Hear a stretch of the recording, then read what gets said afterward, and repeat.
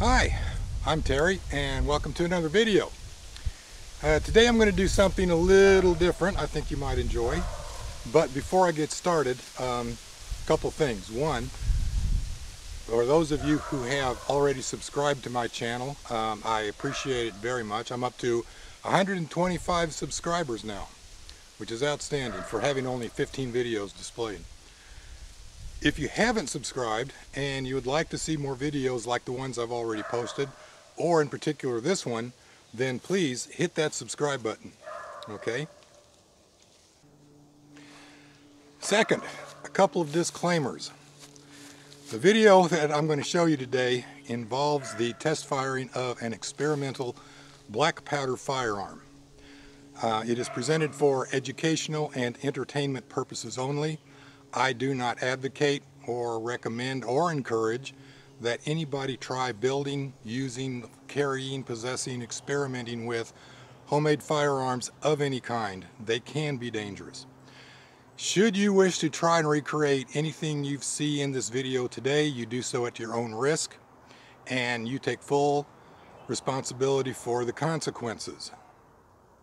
So, now that that's out of the way, just what the heck am I up to? Well, it's well known that the Chinese began experimenting with ways of using gunpowder as a weapon to kill people with pretty much about the same time they invented it. And among their earliest experiments were cannon made out of bamboo and rope, and which later they added some wire also. And this is well documented. I mean, the diagrams exist, the articles exist. Chinese were great record keepers, so we know they did that. And people have tried recreating those cannons with a mix of success. Most of them work at least once, although they blow up at the time, but they do work.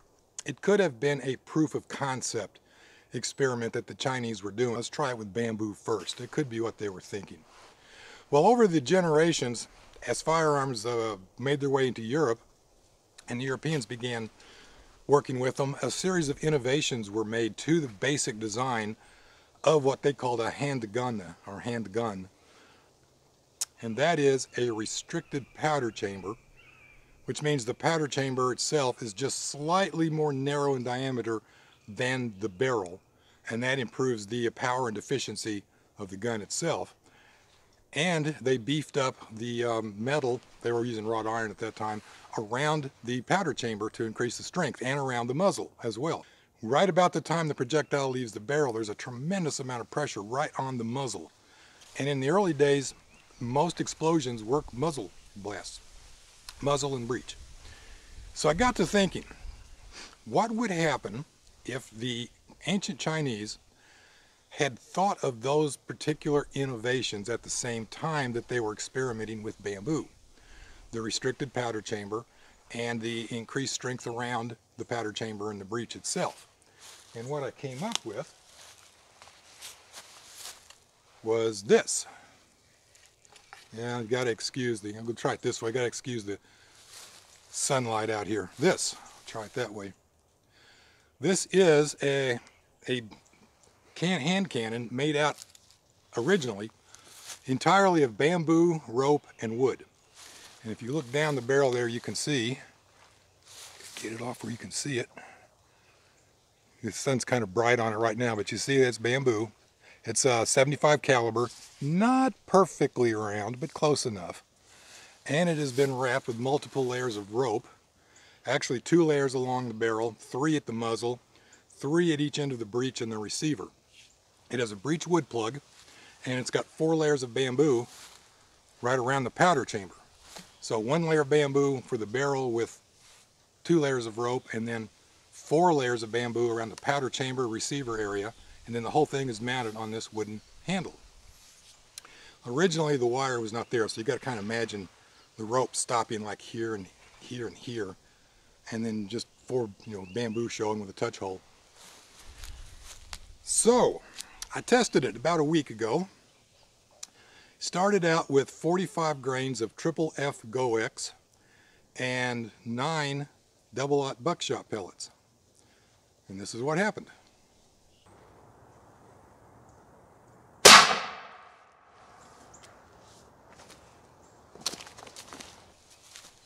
Yeah, not quite the spectacular display I was hoping for. So I bumped it up to 60 grains, same projectile, and got this result.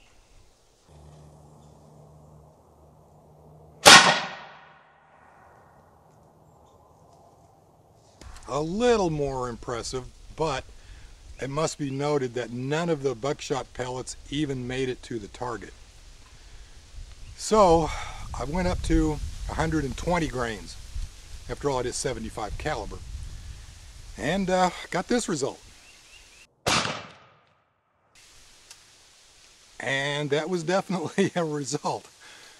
While it might look like it exploded, it actually didn't. If you look at it again, you'll notice that in the bottom left-hand corner, the barrel here, the barrel just blew off.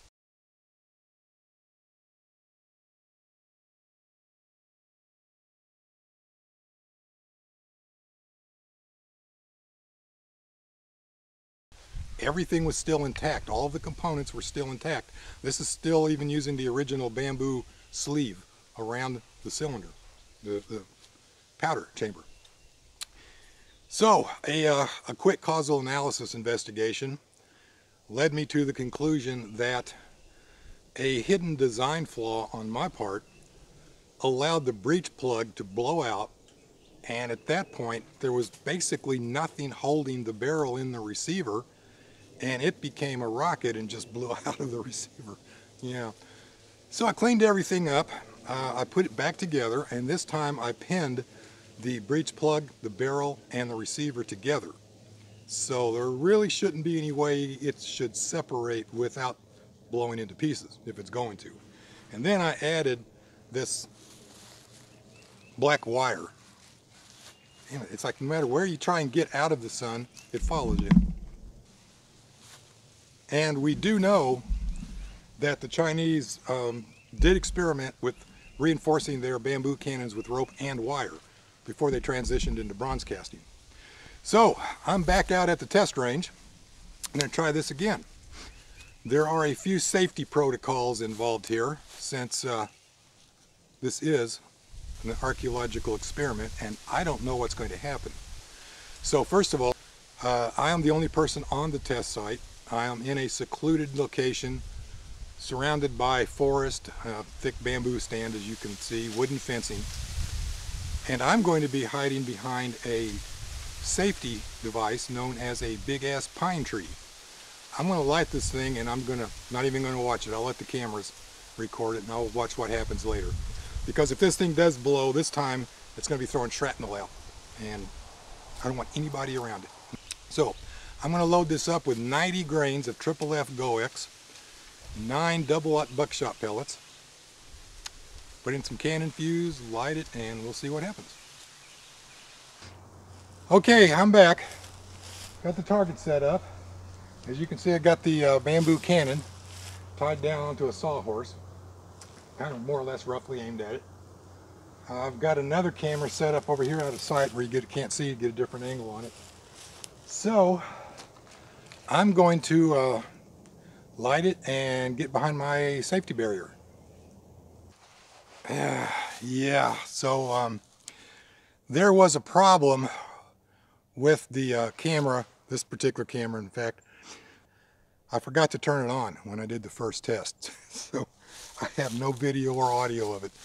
I do, however, have some video from my second camera, so I'm going to show you that instead.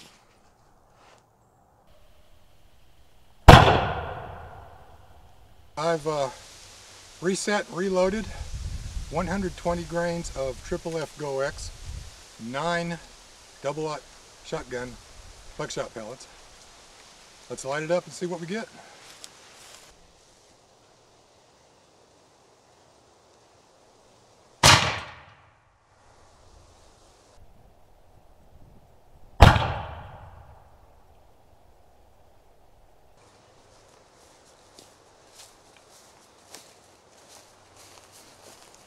Well, again, not a single pellet hit that target. And this time, we'll give you a close-up here, if you can see it, blew the powder chamber out. I don't know if you can see that from the light, but there's a nice little hole. It just blew a section out, blew a section of the barrel out. Nice little piece right here, just blew it out.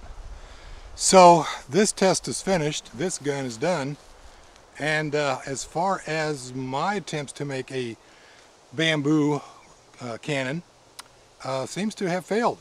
Sort of. It wouldn't have hurt anybody, but it didn't just explode.